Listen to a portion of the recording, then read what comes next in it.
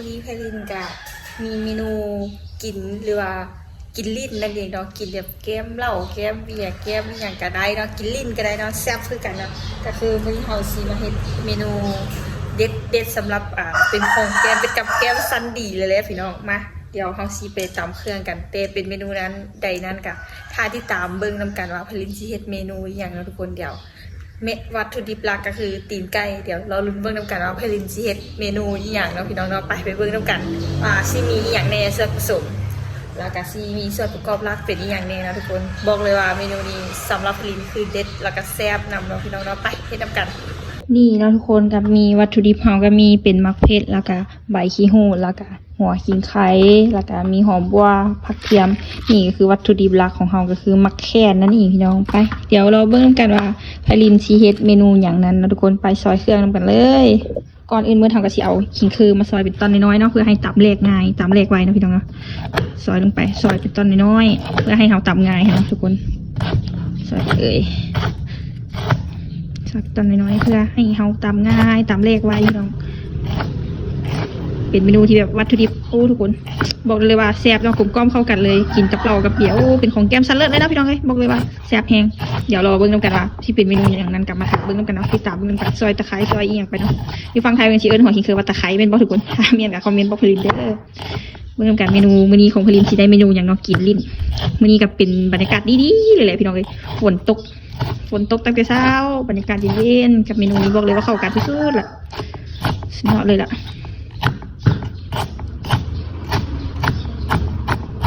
ซอยขิงคือนี่ก็ซอยเริ่มตอนน้อยตอนใหญ่แล้วพี่น้องเลยก็ไม่อย่างไรเอาซอยขิงคือนี่แล้วแต่อารมณ์เนาะก็เลยตอนน้อยตอนใหญ่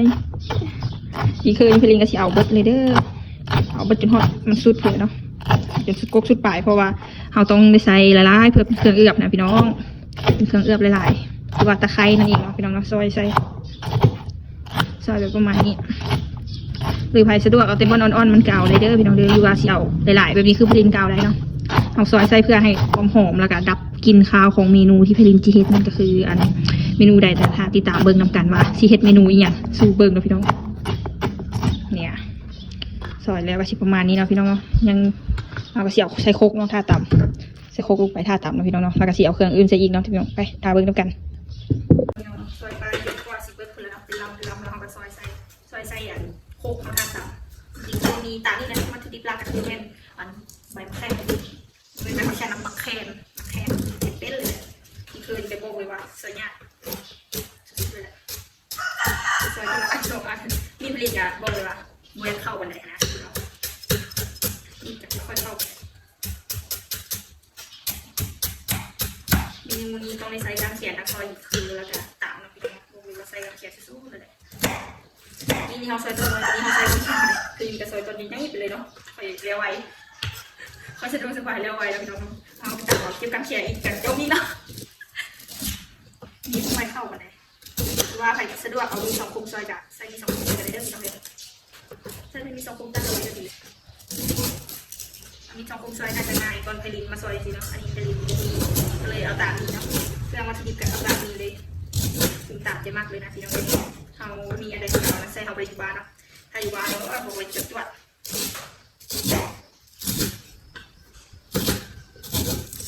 ซอยไปจนอลินสิเอาไปจับกุกเลยเดี๋ยวย่านมันเหี่ยวเดี๋ยวใส่คุกไปก่อนเนาะใส่คุกไปก่อนเอาเครื่องลงคุกก่อนคือลงคุกแล้วเขาที่ซอยไม่ซอยเอาหลายๆเพื่อดับกลิ่นคาวให้มันได้ช่วยดับกลิ่นคาวแล้วก็หอมคือเวลาเขาปิ้งนะเริ่มออกแล้วค่ะเมนูนี้ก็คือเป็นเมนูปิ้งเนาะเมนูปิ้งแบบเราเป็นกับแกมนะพี่น้องกับแกมสลีเลยนั่นก็คือเมนูอันปิ้งติดไก่เนาะปิ้งติดไก่กับข้าวเอือบเครื่องใส่ปลาแดกใส่ตัวอย่างใส่มะแขวนมาคิดแล้วเขาเป็นมะแขวนที่ขาดไว้เลยให้เห็นกินนะต้องใส่ปลาแดกกับมะแขวนสุดยอดเลยทำไม่ใส่สุดใจเลยนะกินนะแซ่บเพี้ยนพี่น้องโอ้เป็นอย่างไรนะคะขาดอะไรคือปลาแดกเนาะปลาแดกแล้วก็ขาดอะไรอย่างนึงก็คือผงเอลซ่าผงเป็นมัวใส่หลายที่น้องว่าตัวเข้าไรเดอร์ขอซื้อให้ไรเดอร์วันนั้นจะเป็น เป็นสปอนเซอร์ด้านคนบริจาคสมุดหวานด้านฉันเนาะจะไปสปอนเซอร์ด้านเดี๋ยวเลยอย่างซอยเร็วกับสิประมาณนี้เนาะทำใครสะดวกแบบจะทำง่ายๆเลยคือผลิตมาต้นคิมแหละซอยต้นน้อยๆเนาะซอยแล้วผลิตกับสีเมาซอยไปขี้หูดใช่ดีว่าเป็นปูนั่นเองเนาะ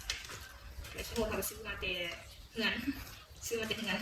เอามาแต่เงินเราพี่น้องไว้ซื้อยุ่งเงินเป็นปูเนาะเอามาแต่เงินเป็นปูเนาะสีซอยต่ำใช้เครื่องค่ะพี่น้องเพื่อให้มันหอมให้มันหอมจริงให้มันหอมไปสะดวกเห็ดต้นน้อยก็นี่กับเห็ดในเด้อมีเด้อนะคะหลายอย่างเลยต้องเห็ด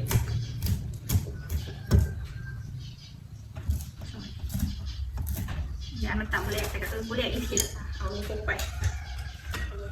เป็นเลยเนาะ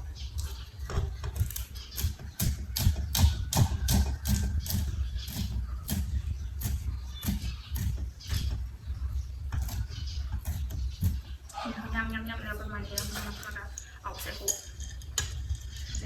ดึงอย่างที่มาใส่หอมกัวหอมหัวใหญ่ก็ได้แต่กระดิ่งเอาหอมเด็ดใช่ไหมหอมแขกหอมกัวเลยพี่น้องหอมกัวเลยมาซอยใส่ความหอมประกาศแซ่บมันน้อยใส่คือทำง่ายแต่อาชีพง่ายกันนะหัวคืนเลยเนาะเสียงรบกวนกว่าทุกที่ที่ต้องการขอโทษพี่น้องไม่หลายถ้าเราพิพักกันแต่ก็ต้องการขอโทษไม่หลายอันนี้ทำไปสิ่งที่ใจสู้เท่านี้เนาะแล้วจะไผ่มากเนาะแล้วจะมีคนมาสู้ใจกันว่าตายเกิดมันจะแบบอินกับเราเครื่องปรุงที่เราซอยไปก็มีขิงคือแล้วก็ใบขี้หูดแล้วก็หอมบัวเนาะแล้วเราก็ชิมาใส่กระเทียมนะใส่ลงไปเลยเป็นหัวเลยใส่กระเทียมลงไปอันที่ขาดเลยนั่นก็คือมักเผ็ดแห้งเนาะใส่ลงไปเลยพี่น้องแล้วก็ยังมีมักเผ็ดดิบนำเนาะใส่ลงไปเนาะเพื่อความแบบเผ็ดจัดจ้านสะใจใส่ลงไปแล้วแต่คนมักเด้อมักเผ็ดโบเผ็ดกะแล้วแต่ผู้มักเนาะมักแบบใดก็เฮ็ดแบบนั้นที่ขาดบ่ได้ก็คือนี่เลยเนาะทุกคนมักแคนนะพอดินที่ใส่ลงไปเอาตามใจมักเด้อพี่น้องเด้อมักแคนนี้คือแบบใส่แบบจุใจเลยแล้วก็ทำการตำใส่แบบนี้เลยเนาะพี่น้องตำให้เครื่องเข้ากันตำให้เกลือใส่เกลือให้มักเผ็ดอย่างเข้ากันบอกเลยว่าโคตรหอมเตะดังเลยพี่น้องมักแคนนะทำการตำให้อย่างเข้าเครื่องเข้าเกลือกันแล้วก็ให้มันเล็กๆเนาะพี่น้องเนาะตำให้มันเละตำให้มันละเอียดหรือเละนั่นเองเนาะพี่น้องเนาะ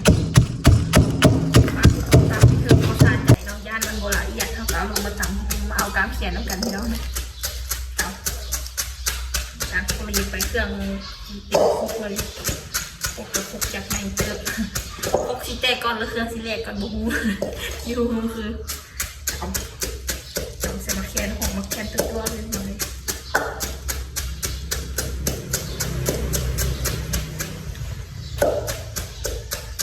กินแบบสะใจเลยนะกินอีกนะ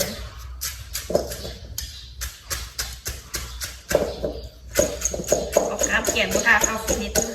สองครั้งนี่ก็ยิ่งเข้าฟิตเนสหนึ่งแล้ว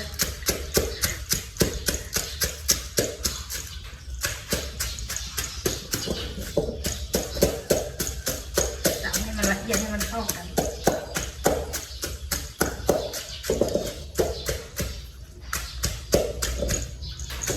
เขียนตำก่อนกวาดเขียนตำน้อยเขียนเป็นกวาดเขียนคือเขาบอกว่าให้อัน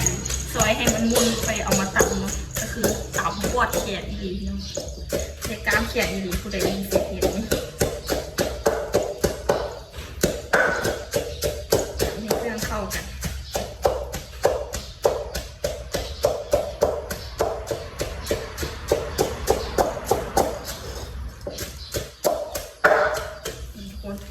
ละเอียดลงมานี้แล้วกันที่ตามตัวอยู่เดี๋ยวเพลินขอตามให้ละเอียดกว่านี้กันนะหลักการสีไปเบิ้งขั้นตอนต่อไปนำกันว่าเพลินเชียดเมนูใดๆกระทำเบิ้งนำกันนะพี่น้องตับก่อนขอตับเครื่องกันพี่น้องเก็บกำเขียนให้นี่มาตับ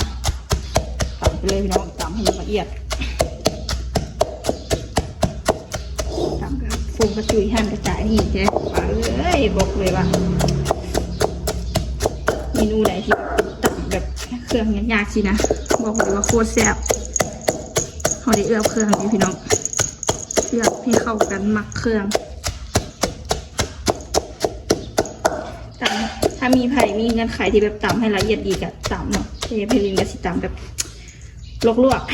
ๆตำแบบลวก คือเอาเท่าที่ตำไหวเท่าที่ไหวถ้าไปตำเครื่องละเอียดดีก็คือสี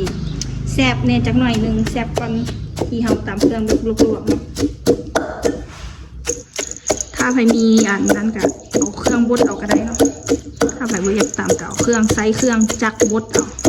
แต่ไพลินบ่มีแต่แหงกับพก มีแต่แหงกับพก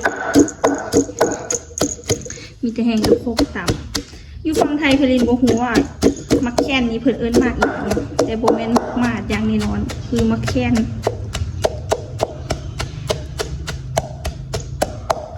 แต่อยู่ฝั่งไทยอันไพลินบ่ฮู้ว่าเอิ้นหยังเนาะถ้าใครคงก็คอมเมนต์มาบอกไพลินได้เด้อมักแค้นบ้านไพลินเอิ้นมักแค้นแต่ฝั่งไทยไพลินบ่ฮู้คือกันว่ามักแค้นคือมักอีหยังเนาะฮู้ก็คอมเมนต์มาบอกไพลินแหน่ไพลินสิตำเอาประมาณนี้แล้วก็สิปรุงเครื่องกันเลยนะทุกคนเดี๋ยวมาเบิ่งกันว่าไพลินสิใส่หยังแน่พี่น้องมาพี่น้องมาเริ่มปรุงเครื่องกันเลยไพลินสิใส่เป็นน้ำตาลลงไปเนาะน้ำตาลใส่น้ำตาลลงไปเพื่อให้มันกลมกล่อมแล้วก็ใส่ยีโนโมโตะนี่แหละลงไป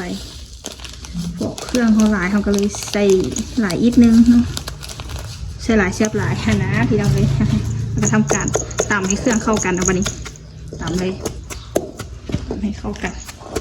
เกลือไพลินซิโปไซเดอร์ไพลินที่ใส่เป็นซอสหอยแทนใส่ซอสหอยใส่ปลาแดกแทนเกลือเนาะเอาที่ใส่อันอื่นแทนทำให้เครื่องเข้ากันเลยวันนี้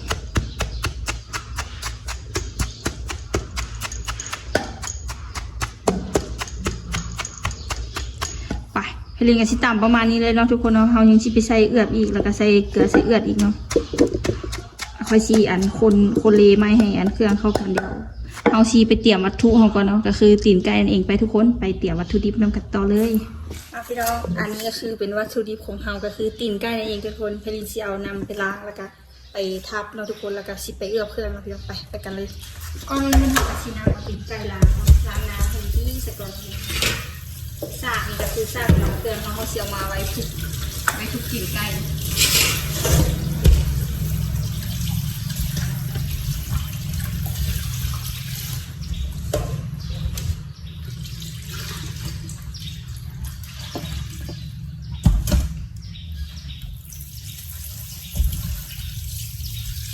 ตีนไก่ถ้าใครมีตีนไก่แบบตีนง่ายๆก็คือถือล้างแล้วเอาดีเจขาดเลย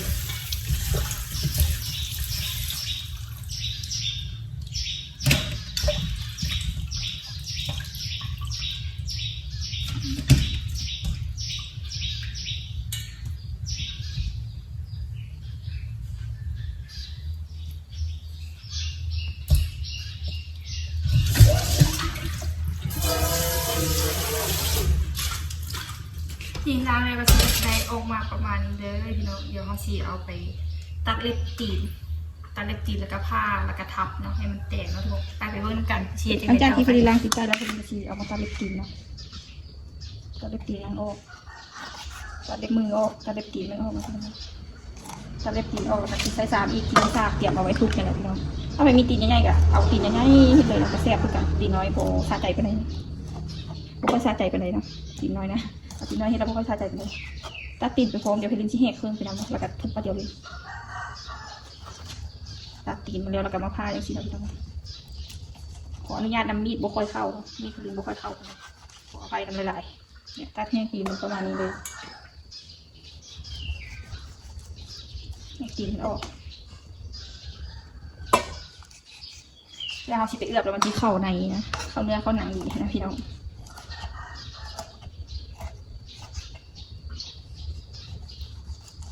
ซอยไปหั่นไปจนมันชีวิตไปเลยใครอยากให้ลายก็เพิ่มปริมาณเครื่องใช่เนาะมันเครื่องน้อยเครื่องปฐมมันก็แซ่บถึงหน่อยอาหารแบบละลายสิเอามาประยุกต์ใช้เอาเป็นกับแกมซันดีเลยเนาะหรือว่าคนไทยกันนี้ก็ผลิตกับบะฮุกับแต่บ้านผลิตนี้ผลิตเห็ดนี่คือแซ่บพี่น้องโบเสื้อมาลองซีมเบิ้งโบเลือกอะลองให้ซีมเบิ้งถ้าว่ามีขายกับไปลองซีคือมาซีมเบิ้งเนาะตีนไก่เอือกปลาแดกปิ้งตีนไก่เนาะอยากคนเอิญจังไงแล้วเนาะของกับเอิญไปตามของเอิญเนาะเขาเคยกินของเอิญแบบของกินอะไรตีนไก่ปิ้งตีนไก่ทรงเครื่องตัดเล็บตีนมันออกแบบห้าง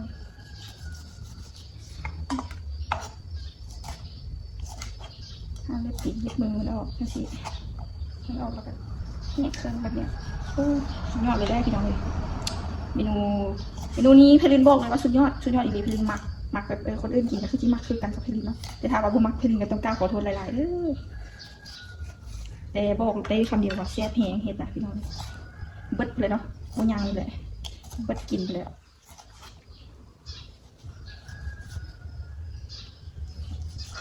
กินฮ้อนๆแล้วแซ่บพี่น้องกินแบบฮ้อนๆเลยสินะออกมาจากเตาไม่ไหม้บุกก็ไปกินข้าวเตาสิโอ้สุดยอดเลยเป็นกับแก้มชั้นดีเลย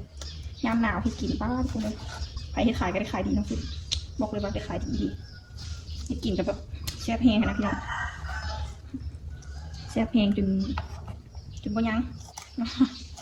ลองเฮ็ดกินกันเบิ้งหรือว่าไปหาซื้อหาลองซิมเบิ้งหรืออยู่ฝั่งไทยมันมีขายกันลองซื้อมาซิมเบิ้งก็ได้นะพี่น้องลองเฮ็ดซิมเบิ้งพี่น้อง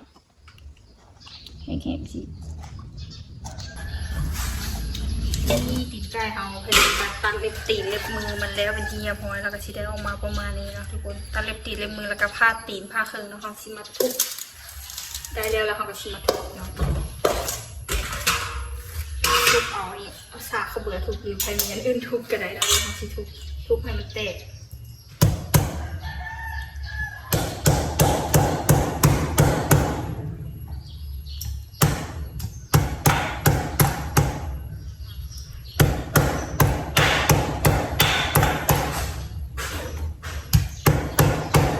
ทุบให้ดูแตกอย่างนี้เลยนะทุกคนเพื่อเขาชี้เอื้อมเครื่องมาเพื่อชี้เข้าแบบนี้ค่ะ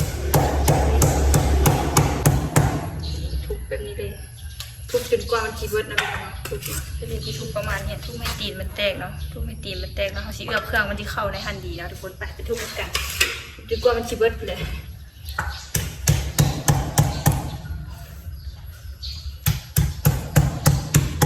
ทุบไปแบบนี้เลยให้มันได้เพ่ออกพี่น้องเพื่อความแซ่บ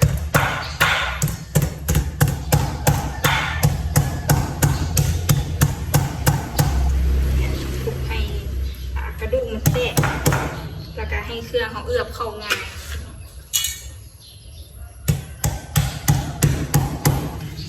ไปจนกว่าชิบะนี้แล้ว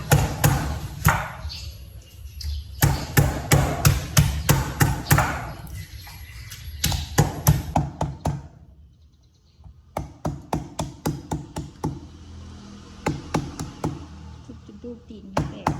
นี่ทุบได้ประมาณนี้เลยเราชื่อทุบ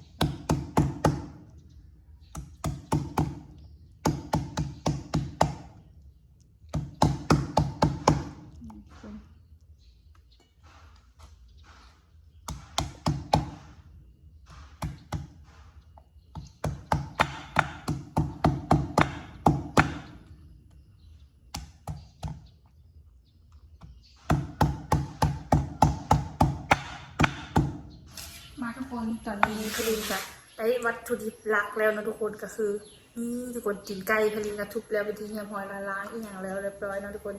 ไปเฮาสิไปเอือบเครื่องน้ำกันแล้วก็สิเอาไปมักปลาเมียนจากชั่วโมงนึงหรือว่าใครมีอันเวลาโดนก็ทันก็ได้นะทุกคนเดี๋ยวให้ดิสิมักปลาเมียนแล้วเฮากันหรือว่าพยีเลยก็ได้เนาะมักแล้วแล้วก็ปิ้งเลยก็ได้กับพลินชีโคมักไว้ก่อนเดี๋ยวเฮาไปมักเครื่องกันทุกคนไป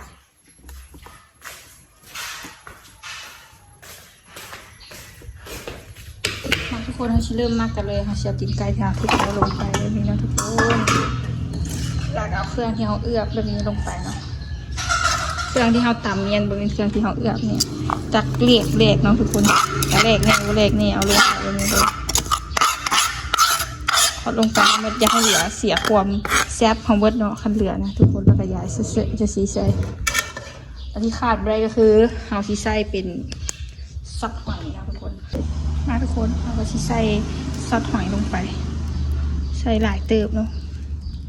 ใส่ลงไปแทนเกลือเลยพอดีใส่ลงไปแทนเกลือเลยแล้วก็ใส่เป็นปลาแดกกันยาวๆเด้อไผ่ใส่แบนใดก็ใส่เนาะแต่พอดีที่ใช้ตัวแบนฝาเหลืองนี่ใส่ปลาแดกลงไปประมาณกะเอาเนาะประมาณจองหนึ่งจองปลายใช่เนาะย่านมันบุเข้มข้นนะพี่น้องมาคนโคเลให้มันเข้ากันแบบนี้เราก็ชี้ทำการเอาเป็นหมักเอือบปลาทำการโคเลให้มันเข้ากัน รือไผใส่ถุงมือกะเอาหยุ่มได้แต่ผลินโบโขหยุ่มเด้อพี่น้องบ่มีถุงมือมีถุงมือแล้วบ่กล้าหยุ่มปานใดดอกยานแสบฮ้อนมือฮ้อนมืออีหลีเด้อพี่น้องเมนูนี้นะบักเก็ตหลายค่ะนะพี่น้องเนี่ยเกือบ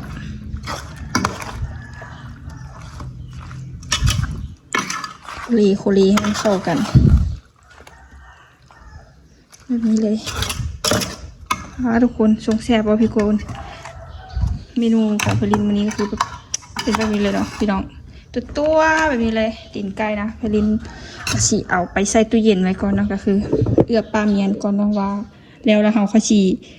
แปลออกมาแล้วพี่น้องนี้ประมาณนี้เลยเดี๋ยวเขาสีไปใส่ซองแข็งไว้ประมาณจักชั่วโมงนึงหรือ2 ชั่วโมงหรือโดนก็ทานก็ได้ให้เครื่องเข้าในตีนไก่เขาก่อนนะพี่น้อง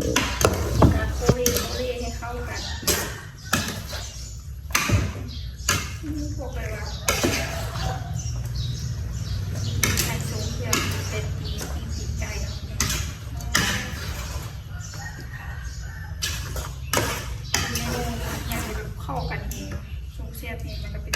เข้ากันสู้เลย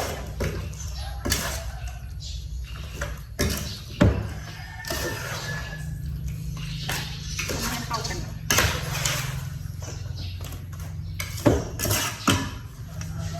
เดี๋ยวขอไปใส่ตู้เย็นไว้ก่อนนะคะสิเอือบไว้ประมาณนี้ปะไว้ประมาณนี้เลย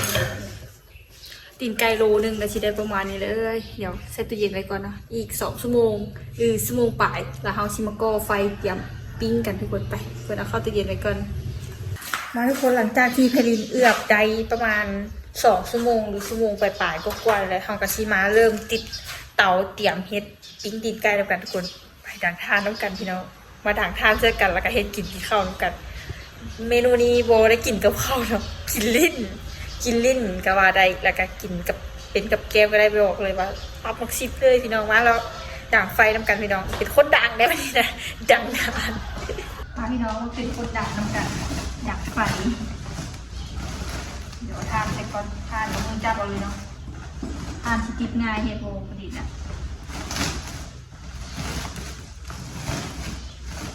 ใส่สะดวกปิ้งใส่กับปิ้งได้จะเป็นปิ้งเสเตาเนี่ยปิ้งเสเตาให้มันแห้งๆกรอบๆทานเตาแห้งแซ่บเนาะทานใส่ก่อนหนักทานมัน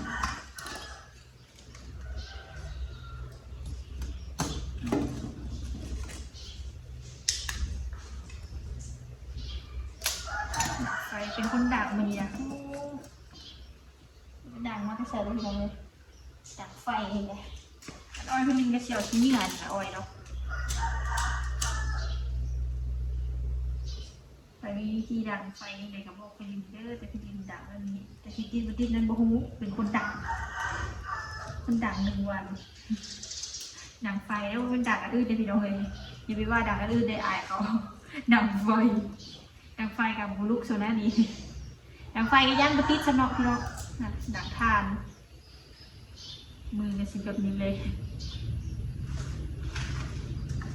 ไอ้ยังบ่อ้อยมันเนาะอ้อยทำลุกเราก็ชีปะให้ทานติดตะกร้าดีๆแล้วเขาค่อยชีไปอะไรนะพี่น้องแบบติดไก่มาปิ้งหรือว่าเว้นสุภาพอีกอย่างหนึ่งกับเท้าไก่ปิ้งเท้าไก่ทาประเดดเอือบประเดดเนาะ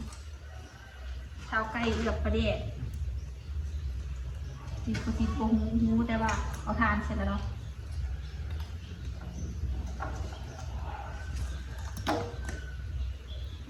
เป็นคนดังสิประมาณนี้นะทุกคนเดี๋ยวไปลินขอดังไฟไว้ก่อนเนาะค่ะมันติดเราวันนี้เราทำทุกคนไปเบิ่งกันว่าไฟไปลินชิติดหรือบ่ติดเดี๋ยวทาบางอีกจังหน่อยนะพี่น้องไปทุกคนไปเบิ่งกันนี่ทุกคนเริ่มมีแสงสว่างมาแล้วทุกคนเหมือนคนด่างกันลูกเสยพี่น้องเลยลูกตามวาดเนาะคือตามวาดซื้อๆเด็กพี่น้องนี่เขาก็ทานให้มันเด็กแล้วเขาค่อยชิแปวติดไก่มาปิ้งเนาะเพื่อโบอยากให้มันแหมเนาะแล้วมันค่อยซีแซ่บกินแบบฮ้อนๆปิ้งแบบแหมๆเน่หน่อยนึงเขาโบอยากให้มันแห้งนะทุกคนปิ้งแล้วกินเลยสิโอ้แซ่บเนาะเดี๋ยวไปทุกคนเดี๋ยวทาไฟเด็กติดข้าวแล้วเขาค่อยชิไปเอาอันตีนไก่มาลงแล้วเขามักไว้อยู่หันประมาณ1 ชั่วโมงปลายเกือบ2 ชั่วโมงแล้วเนาะพี่น้องเราไปมึงกัน ทุกคนนี่ก็คือตีนไก่ที่เราเอาหมักไว้อยู่ในตู้เย็นประมาณชั่วโมงหรือ2 ชั่วโมงปลายๆเลยทุกคนแต่สีหน้าตาสีประมาณนี้ทุกคน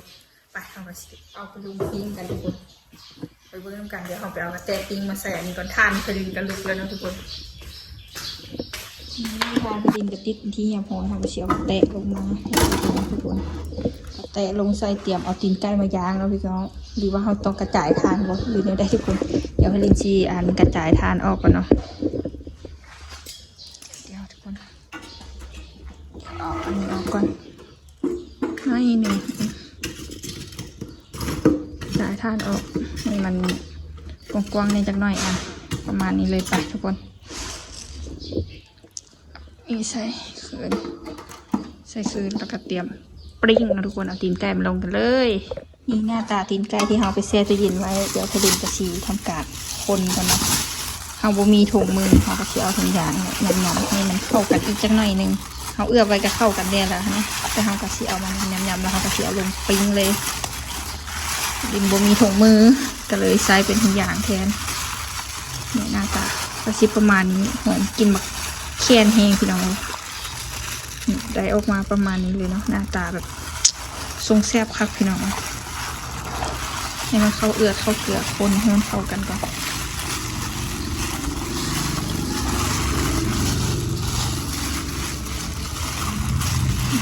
ได้แล้วเนาะประมาณนี้เนาะ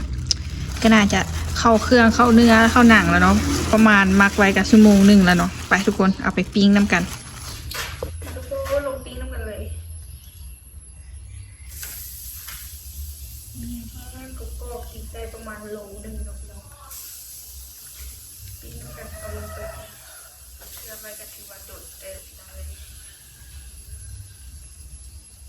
เข้าเนื้อเข้าหนังบอกเลยว่าแฟนค่ะสงแซ่บค่ะลงไปปิ้งเลยนะทุกคนเนาะทุกตีนแตกที่นี่สิปิ้งลงปิ้งโอ้พี่น้องตกมันตกตารางโอ้ฮ้อนที่จะได้เนาะ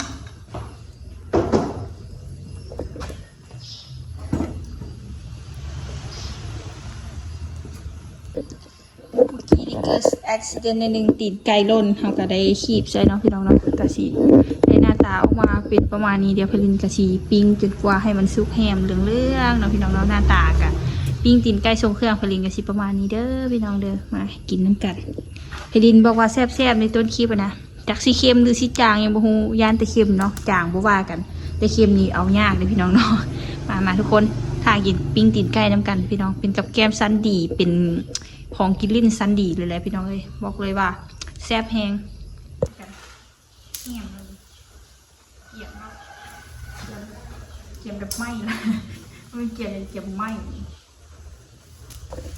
มาพี่น้องพริกน้ำกันจุดประทานเลยไหม้แล้วนี่ไหม้แล้วนี่นะโอ้ไหม้อีหลีพี่น้องเลยไหม้อีหลีเอาประทานอีหลีเลยนี่ไฟกะบอกว่าปิ้งไฟอ่อนๆไฟค่อยๆเนาะจุดจานแห้งนี่เริ่มสุกแล้วนะเริ่มสีสันเริ่มเป็นตะกิดแล้วนะมันก็เริ่มสุกแล้วเดี๋ยวห่อชีบตัวอันใหม่ออกมาจังหน่อยก่อนตอนนี้ก็ยังบานสุกปานใดเดี๋ยวห่อชีบมันเกี้ยมจังหน่อยกันหาว่าไฟแห้งโบโคตรแห้งเลยตัวนี้ไฟโคตรแห้งนี่สีสันจะสิประมาณนี้เลยนะทุกคนไปเบิ้งตอนมันสุกแล้วตอนที่เขาคีบใส่จานกันแล้วก็ซีมเบิ้งกันว่าที่แซ่บหรือบ่แซ่บไปทุกคนไปเบิ้งกันทุกคนตอนนี้ตีนไก่เขาก็สุกแล้วเขาจะคีบใส่จานคือกินกันเลยเดี๋ยวนานก็นี่เดี๋ยวมันจะไหม้นี่ทุกคนเริ่มไหม้แล้วเนาะช่วงที่เหลือเขาก็ปิ้งต่อเนาะนี่บรรยากาศดีๆแบบนี้ผู้ใดทานกระถือกันกบน้อยมาหากันได้เด้อโอ้พ่อแม่ถือเจ้าน้อยมาหากันได้เด้อโอ้พ่อแม่ที่เราถือไปแล้วเนี่ยฮ้อน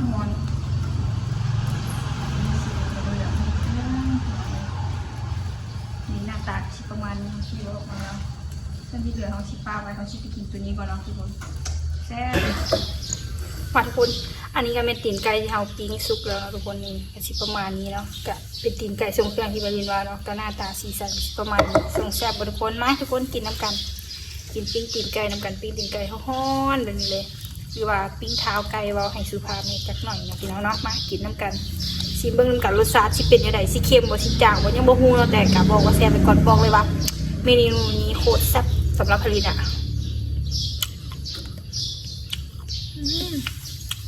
หอมมะแขวนนะพี่น้องเข้ามาพี่น้องกินน้ำกันที่ทางร้านกับปิ้งกำลังปิ้งอยู่กำลังปิ้งอยู่ปิ้งแดดกินแน่เนาะค่อยจะแบบแซ่บเนาะหอมหอมกินหอมๆค่อยแซ่บถ้าปิ้งมาด่นละมากินอ่ะมันก็แซ่บนะ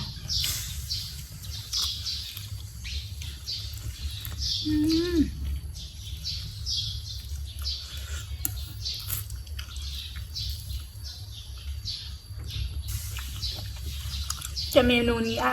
กินยากแน่นอนนะ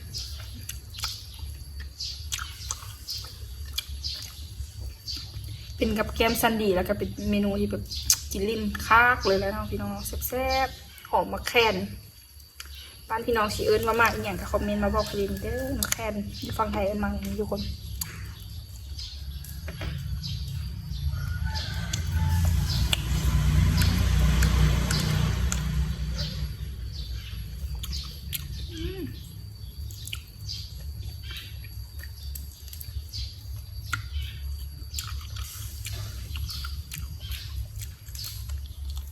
เขามักเลยตดแล้วมันเข้าเครื่องดีเนาะมันแบบเข้าเอือดเข้าเกลือดีแบบมันกลมกล่อมรสชาติลงตัวเลยนะพี่น้องแบบที่ว่าอย่างไรก็คือเขามักไว้แป๊บเดียวแล้วเขามาปิ้งนะอันนี้ไทลินมักไว้ประมาณ1 2 ชั่วโมงเลย1 ชั่วโมงปลายกับ2 ชั่วโมงได้พี่น้อง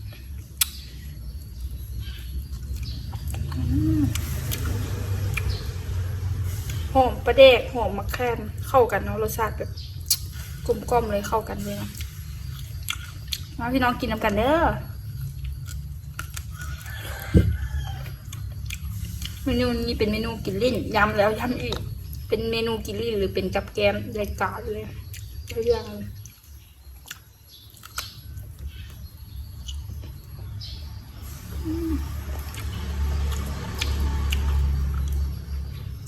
ย่างกินฮ้อนๆกินหน้าหนาวก็แซ่บเลยพี่น้องอากาศเย็นๆนั่งข้างเตาไฟบรรยากาศฝนตกจังสีก็ดีนะคะทุกคน